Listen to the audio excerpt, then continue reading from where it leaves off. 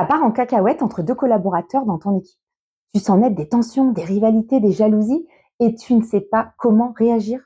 Je te partage dans cette vidéo les 4 étapes clés pour gérer un conflit dans ton équipe. Première étape, ne pas faire l'autruche et ignorer le conflit. Ils vont finir par se calmer, oh c'est pas si grave, c'est à eux de régler tout ça.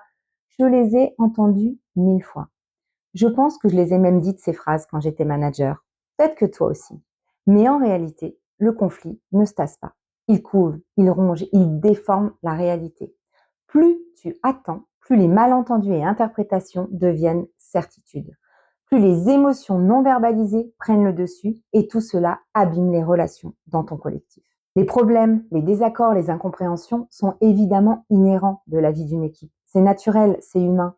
Mais ce qui va mener au conflit et à la détérioration de la confiance et de la collaboration, c'est de laisser la place au silence, au non-dit, à la gêne, aux réactions passives-agressives. Une tension non traitée, même quand elle ne concerne qu'une partie de ton équipe, va affecter l'ambiance, la cohésion, la performance, la motivation de tous. En tant que manager, tu as une réelle responsabilité. Agir avant que ça dégénère et que ce ne soit trop tard. Parce que quand certaines limites sont dépassées, quand l'agressivité ou l'irrespect prend le dessus, c'est très difficile de faire marche arrière, crois-moi. Tu dois te positionner non pas pour imposer une solution, mais pour ouvrir un espace de parole sécurisé, poser un cadre, remettre du lien et de la compréhension. N'oublie pas que si tu ne le fais pas, c'est aussi ta crédibilité qui risque d'être entachée. L'équipe pourra te reprocher ton manque de courage ou prendre ton inaction comme une forme de validation de ce qui se passe. Donc, dès que tu repères une tension entre deux de tes collaborateurs, tu prends les devants et tu prends tes responsabilités. Mais attention, pour pouvoir te positionner en médiateur, tu dois être certain de pouvoir adopter une posture neutre et impartiale. Si tu es affecté personnellement, si tu as un avis tranché, si au fond de toi tu penses que l'un de tes collaborateurs a raison, attention. Pour être au clair sur ça avec toi-même, tu peux te poser 4 questions. Premièrement, qu'est-ce que j'observe objectivement dans cette situation? Deuxièmement, quelle émotion, quel jugement cela déclenche chez moi?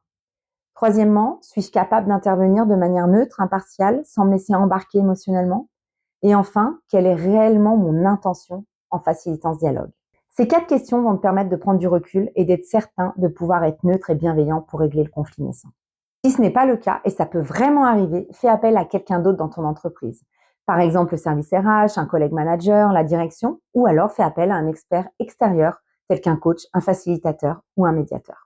Si jamais tu vis une telle situation dans ton équipe et que tu as besoin de prendre un peu de recul, n'hésite pas à prendre rendez-vous avec moi pour t'aider à y voir plus clair. Mon agenda de café virtuel est en ligne. Allez, si tu sens que tu peux être au clair et que tu te sens prêt à désamorcer seul le conflit, alors on passe à la deuxième étape. Cette deuxième étape consiste à écouter activement chacun des deux protagonistes. Tu vas organiser un entretien individuel avec chacun d'eux.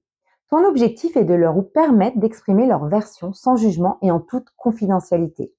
Tu vas leur offrir un espace individuel où ils peuvent tout dire, exprimer leurs émotions, vider leur sac, sans que cela ne porte à conséquence dans la relation avec l'autre.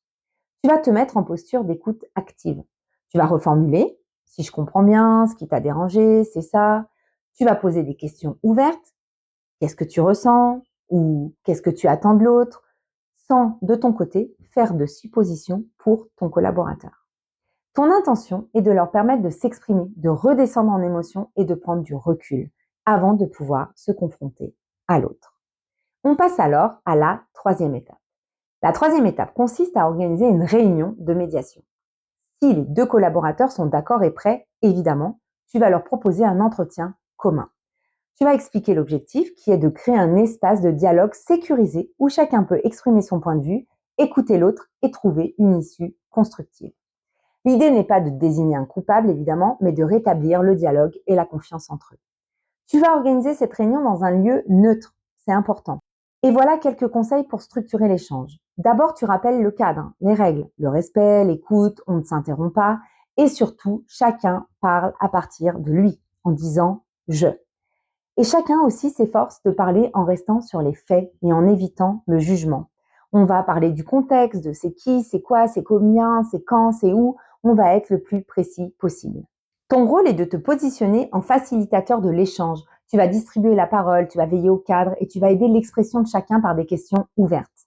Par exemple, tu peux leur demander qu'est-ce qui vous dérange dans cette situation? Comment l'avez-vous vécu? Qu'est-ce que vous aimeriez voir changer? Tu vas régulièrement reformuler aussi pour assurer la compréhension réciproque. L'objectif est de faire émerger à la fin de cette première réunion les besoins réels, les malentendus et les points d'accord possibles. Tu vas, à la fin de la réunion, synthétiser et résumer les points d'accord et de vigilance. L'enjeu n'est pas de régler tout d'un coup, mais de remettre du lien et de la clarté et de s'engager vers un chemin de résolution. Il se peut qu'il te faille prévoir plusieurs réunions pour arriver vraiment à un accord de résolution de conflit. Ce qui nous conduit à la 4e étape. Cette dernière étape consiste à acter les engagements et surtout à les suivre. Une fois un terrain d'entente trouvé, formule clairement les engagements de chacun. Je t'encourage même à les écrire pour vraiment acter les choses. Par exemple, nous nous engageons à clarifier nos attentes en début de projet. Ou encore, nous ferons un point hebdomadaire pour mieux coordonner notre travail. Il faut que ce soit le plus clair possible. Ensuite, tu vas planifier un suivi. Tu vas prévoir un premier point 1 à 2 semaines plus tard pour voir comment tes collaborateurs se sentent, vérifier que les tensions se sont apaisées et que les solutions tiennent dans le temps. Et tu renouvelleras ces entretiens autant que nécessaire. En conclusion, gérer un conflit, ce n'est pas éviter la confrontation, c'est permettre l'expression et la verbalisation des tensions et permettre l'apaisement de la relation pour poursuivre les objectifs communs. Pour résumer, n'ignore jamais une tension naissante, ne fais pas l'autruche. Écoute activement chaque collaborateur, positionne-toi en facilitateur quand tu le peux et bien sûr, suis l'évolution des relations.